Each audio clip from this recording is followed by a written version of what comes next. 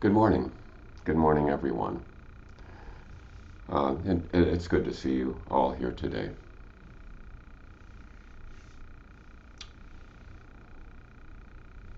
We're grateful for the Zoom format today because both Carol and I have been afflicted by some viral thing that we wouldn't want to expose to other people. We're okay. We've got what we need, but we're just better off at home today.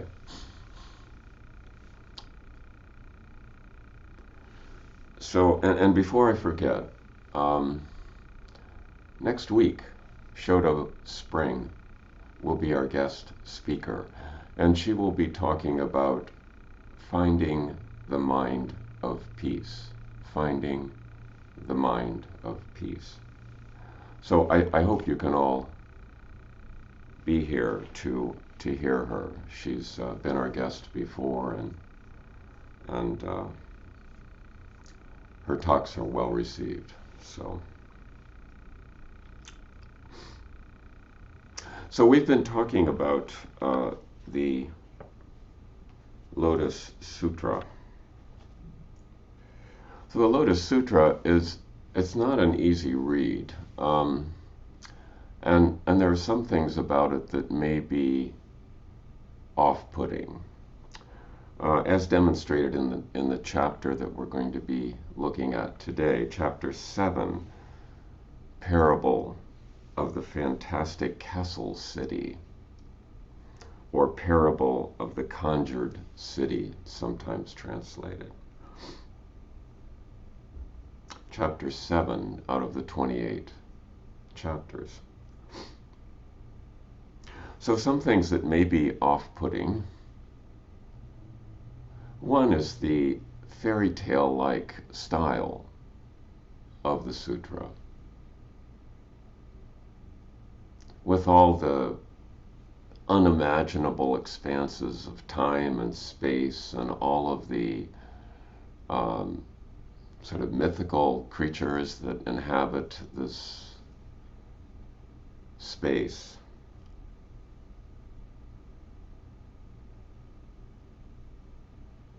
It clearly is an imaginative work. But some people may take issue with that. And another thing that may bother some people is the character of the Buddha in this sutra.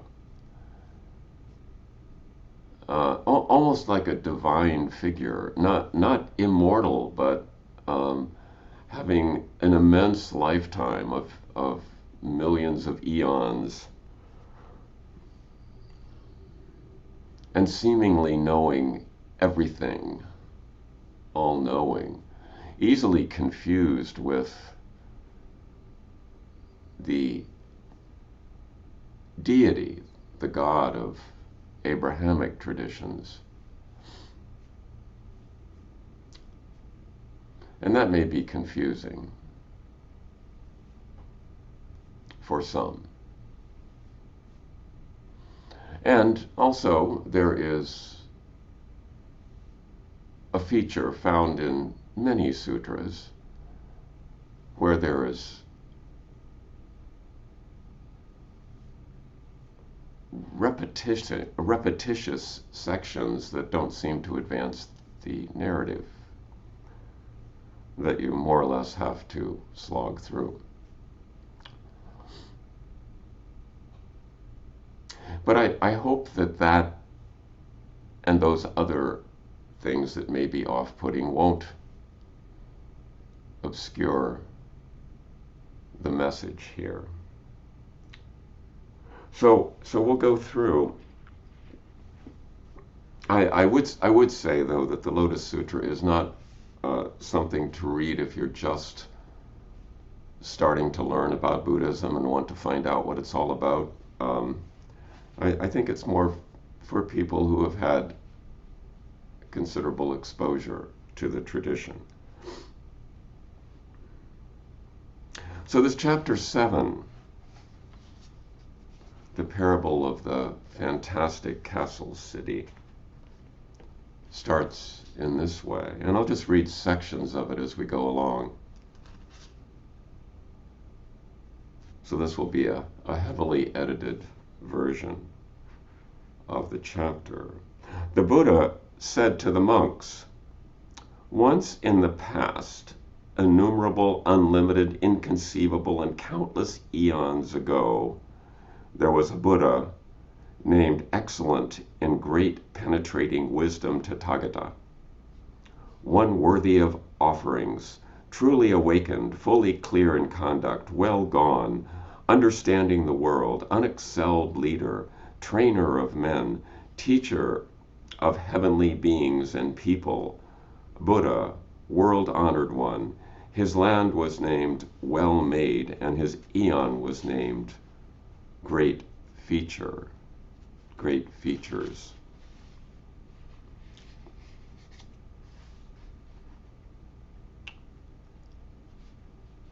So, monks, he's talking, this is the Buddha Shakyamuni talking to his monks now. He says, "Monks, only after 10 small eons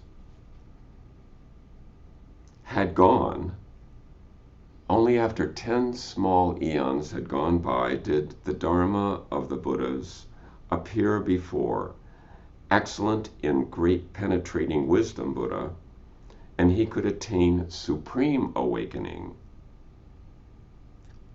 Now, that Buddha, the one that we just referred to, Great Penetrating Wisdom Buddha, before he had left home, had 16 sons.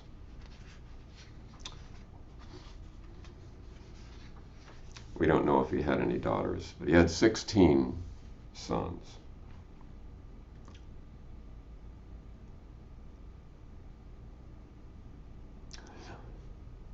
The Buddha then told the monks, "When Excellent in Great Penetrating Wisdom Buddha attained supreme awakening, 5 million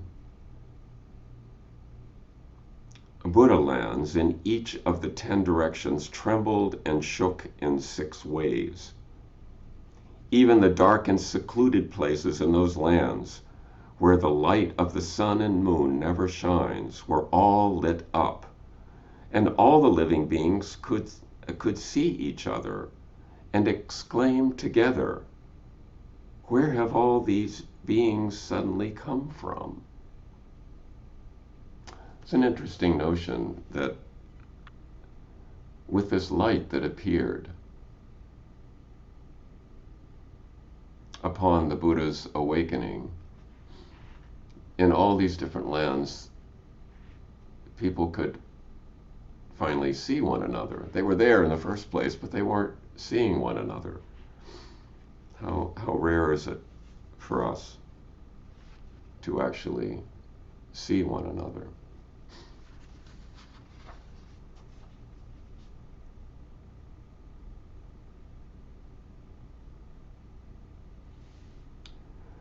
So this light shined in all the Brahma heavens, and the kings of the Brahma heavens, the Brahma kings, become involved in this story.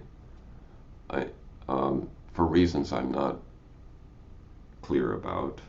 But when the kings of the Brahma heavens had praised the Buddha in verse, each said, "We beg the world-honored one to turn the Dharma wheel and lead all the gods, devils, Brahmas, mendicants, and Brahmins of all the worlds to attain peace and comfort and be saved." So they're asking the Buddha for teaching. So even though the Buddha seems to have this kind of godlike position in the story, all the Buddha does, at least so far in the sutra, is really 2 activities. 1, he meditates, and 2, he teaches. Those are the 2 things he does.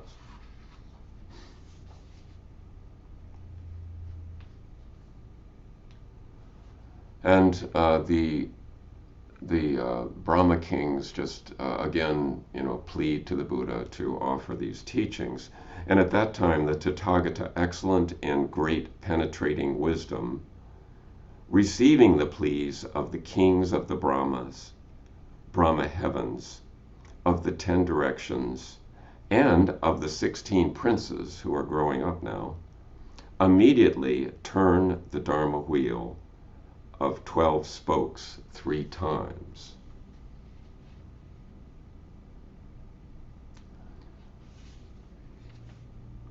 And then he went on to teach the Four Noble Truths. The reality of suffering in human life, the cause of suffering as craving, wanting things to be other than the way they are,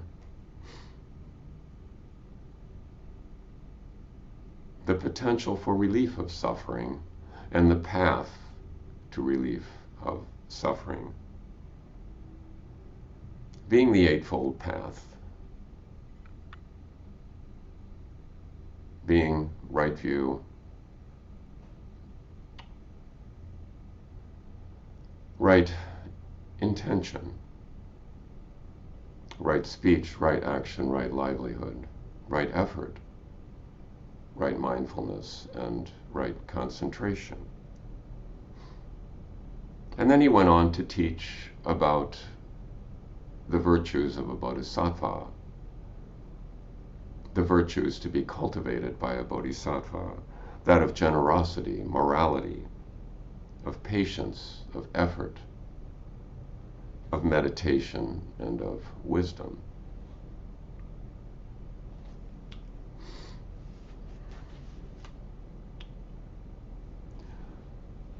So, meanwhile, while all this was going on, the 6 princes had left their home while still young and become novices.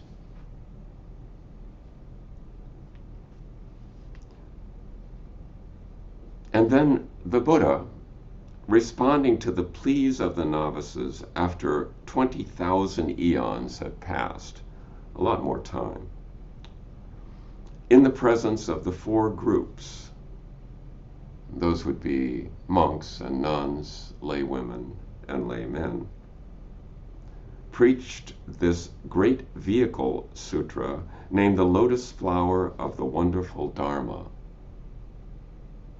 Well, notice again in this chapter, chapter 7, we're a quarter of the way through,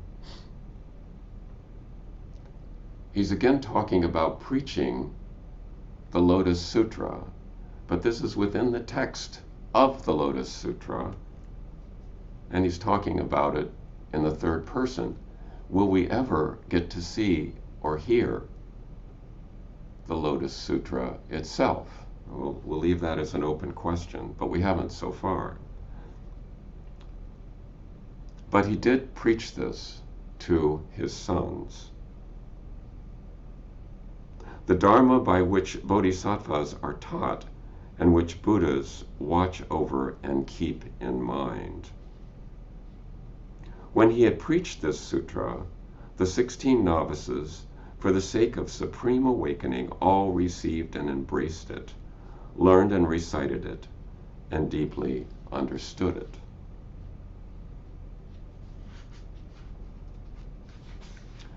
And then the Buddha went into this long period of meditating again, during which time his sons passed along these teachings to many, many, many beings.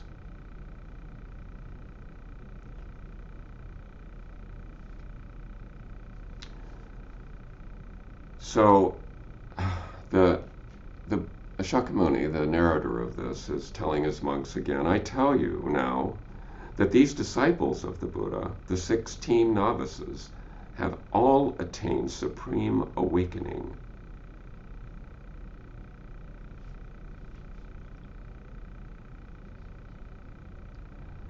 And then he goes on to the big reveal. And the big reveal is that the 16th of these sons, the youngest of them, is in fact Shakyamuni Buddha. So this is like another origin story for the Buddha.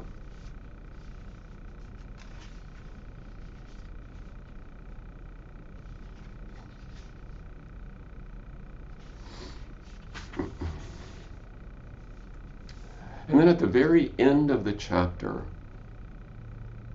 it gets into the parable about which the chapter is named, the parable of the fantastic castle city.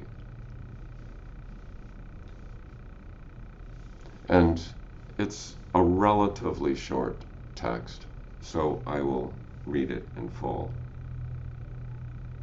Suppose there was a bad road 500 leagues long. Actually, in some translations, it's in more, I guess, literal translations, it's 500 yolandas. And yolandas are supposed to be the distance that the king's army can travel in one day, which some people estimate as 20 miles. So we're talking about 10,000 miles here, a very long distance. Suppose there was a bad road of a very long distance, which was steep, wild, difficult, deserted, and far from where anyone lived, a truly frightening place. And a large group of people wanted to go along that road to a place where there were rare treasures.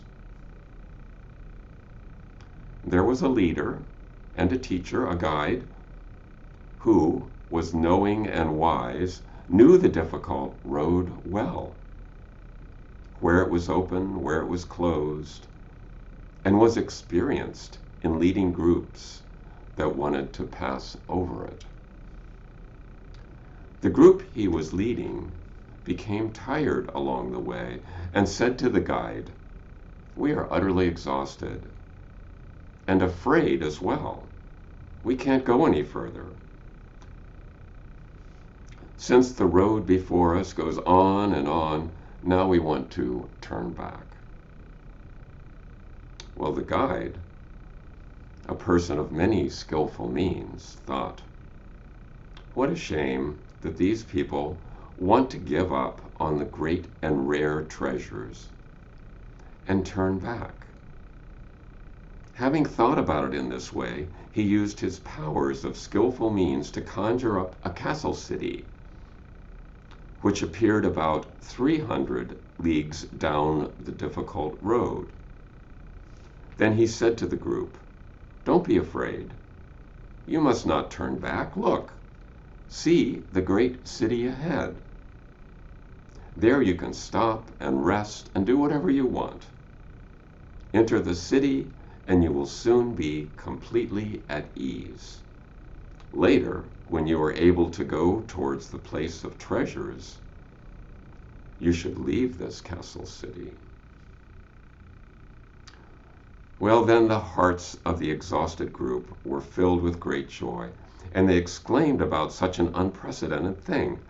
"Now we can surely escape from this dreadful road and find some peace and comfort." So the group went into the fantastic castle city, thinking they had been rescued from their difficulties. They were soon calm and comfortable. Then the guide, seeing that the group was rested and no longer weary, made the fantastic city disappear. He said to the group, "We have to go now. The place of the treasures is close. I created this large, fantastic city a little while ago, just for you to rest in." Monks, so it is with the Tathagata. At present he is functioning as your great guide. He knows that the bad road of birth and death and afflictions is steep, difficult, long, and never-ending, but that it must be taken and traveled over. If living beings only hear of the one Buddha vehicle, they will not want to see the Buddha or to approach him, but think that the Buddha way is long and never ending, and success something that can be attained only after long suffering from arduous work. The Buddha, knowing that this frame of mind is timid and weak, uses the power of skillful means, preaching the two kinds of nirvana in order to provide a resting place along the way. If living beings remain at these two stages, then the Tathagata will say to them, "You have not yet understood what you have to do. The place where you remain is only close to Buddha wisdom. Take note and think some more. The nirvana that you have attained is not the real one. The Tathagata, through skillful means, has only taken the one Buddha vehicle, made distinctions within it, and spoken of the three." The Buddha is just like the guide, who, in order to provide a place for the travelers to rest, conjured up a great castle city, and after that they had rested, told them, "The place of treasure is close. The city is not real, but only something I conjured up."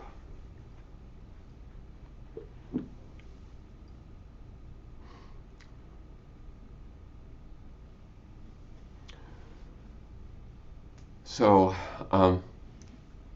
in some ways similar to the message we have received in prior chapters, that these initial teachings of the Buddha, while beneficial and while wholesome, helpful, are not complete. But note that the castle city, and there may be more than one castle city along the way, we don't know, but note that the castle city is on the road. It's not on some other road. It's not on some side street. It's actually on the road to the great treasure. So it's not a diversion. It's a rest stop, a respite.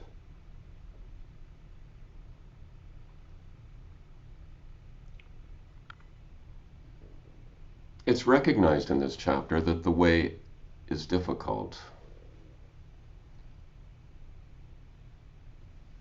Traversing human life is difficult, at times distressing, despairing, frightening, horrifying.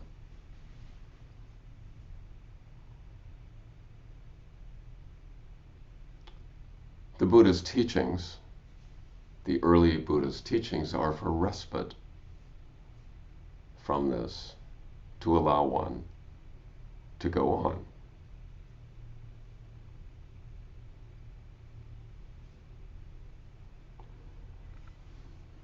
To go on where?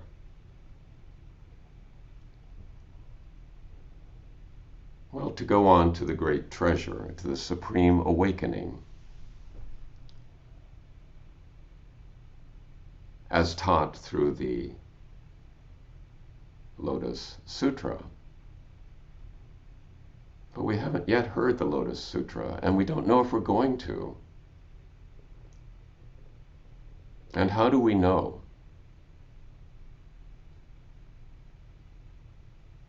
That the Lotus Sutra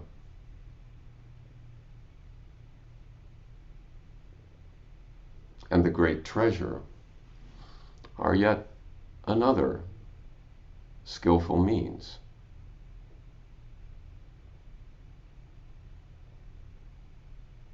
to offer us respite along the way.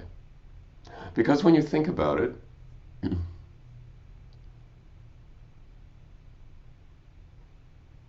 if there is some certainty, some trust, some faith in the direction that you're moving, if you're moving towards some kind of wholesomeness, but you don't really know exactly what it is, it doesn't really matter that you don't know exactly what it is. And maybe you can't know exactly what it is until you get there, if there is a there.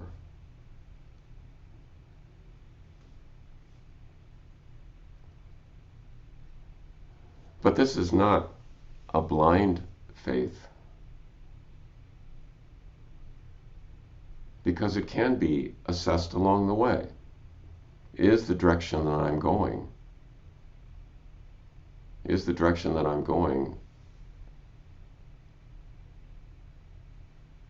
offering any relief of suffering for myself and the others around me?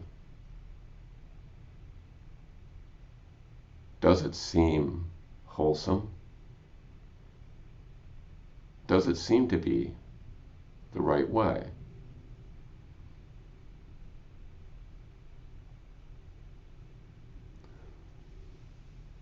Because when you think about it, to get through life, it's not really necessary to know a destination, as long as you have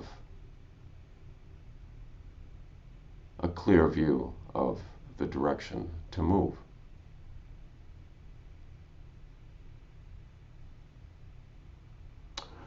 So I'm going to take a risk here at the end, and I'll quote something that I've quoted before, at the risk of this being off-putting. But one of my favorite children's books was Stuart Little by E.B. White, and some of you may be familiar with it, but it involves a mouse and a parrot. But they're living in New York. The parrot escapes and leaves the apartment, and then there was one thing or another happens, and the mouse has to leave the apartment and goes in search of the parrot. Stuart Little being the mouse, and Margola being the parrot. And this at the final scene of this book, Stuart Little is in his car. It's a very little car, of course, and he's traveling north on a road. He's in search of Margola. He has a little conversation with a telephone linesman who is familiar with the roads. But really he's kind of following his instinct, his intuition. And the final paragraph of the book goes like this. Stuart rose from the ditch, climbed into his car, and started up the road that led toward the north. The sun was just coming up over the hills on his right. As he peered ahead into the great land that stretched before him, the way seemed long, but the sky was bright, and he somehow felt he was headed in the right direction. So we'll stop there, and I think perhaps in the breakout rooms we can discuss any qualms that people may have had about this Lotus Sutra so far, and this notion of rest stops along the way.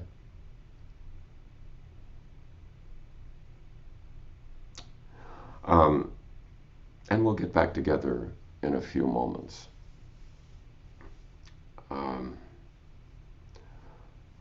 Carol is feeling a little worse than I am, and so she's going to refrain from participating in the breakout, but she'll join us again later.